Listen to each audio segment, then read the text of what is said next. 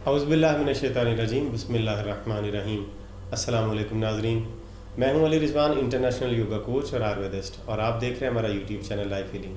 नाज़रीन, हैज़ा एक बड़ी ख़तरनाक बीमारी है और बहुत संजीदा सूरत हाल पैदा कर सकता है। हैज़ा से अक्सर लोगों की मौत भी वाक़ हो जाती है। आज हम आपको हैज़ा से बचने के लिए एक बेहतरीन आयुर्वेदिक नुस्खा बता रहे हैं जो घर में आप इस्तेमाल करके इस ख़तरनाक बीमारी से निजात पा लेंगे। आपको किसी और दवाई खाने की ज़रूरत नहीं पड़ेगी। तो आप बिला तख़ीर इसका इलाज सुन लें। हैज़ा जो है मुख्तलिफ़ वजूहात से हो सकता है, लेकिन जब आपको हैज़ा हो जाए तो फिर आप कोई बहुत ज़्यादा खाने वाली चीज़ें आप ना खाएँ और सिर्फ पीने वाली चीज़ें पिए, और उसके साथ आपको ये चीज़ इस्तेमाल करनी है जो नुस्खा आपको बता रहा हूँ। नुस्खा आप बिला तख़ीर लिख लें या समझ लें इसी तरह से। सौंफ 1 अदद, पुदीना 1 माशा, सूखा पुदीना, खुश्क पुदीना आपने लेना है। सूखा पुदीना ले लें या सब्ज़ भी ले लें, कोई मसला नहीं है। लौंग 4 अदद और गुलकंद 2 तोला।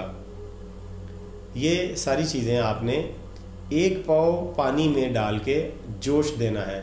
जोश देने का मतलब ये कि इतनी आग नीचे जलानी कि ये पानी उबलने लगे। हल्की आंच पे नहीं रखना है इसको, थोड़ी आंच तेज़ रखें ताकि ये उबलने लगे। और जब आध पाव रह जाए तो छान लें और ठंडा करके थोड़ा थोड़ा करके आपने इसे पीना, सारा नहीं पीना, थोड़ा थोड़ा करके पिलाते रहें। 1-1 घंटे के वक्फे से इसे थोड़ा थोड़ा पीते रहें और इंशाअल्लाह वल अज़ीज़ आप चंद बार के इस्तेमाल से हैज़े से निजात पा लेंगे। हैज़े का मर्ज़ आपका ख़त्म हो जाएगा। ये बहुत सादा और आसान नुस्खा है।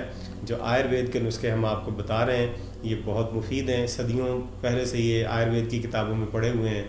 इंडिया में, नेपाल में और बाकी जगहों पर तो इनको वहाँ पर बाकायदा प्रैक्टिस किया जाता है। पाकिस्तान में आयुर्वेदा का सिस्टम क्योंकि ख़त्म हो चुका था तो हमने इसको दोबारा से यहाँ पर ज़िंदा किया है।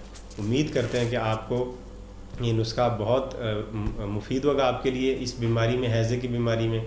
अगर आपको ये वीडियो पसंद आई हो तो हमारे चैनल को सब्सक्राइब कर लें, वीडियो को लाइक करके शेयर कर दें और अगली वीडियो तक हमें इजाज़त दीजिए। खुदा हाफ़िज़।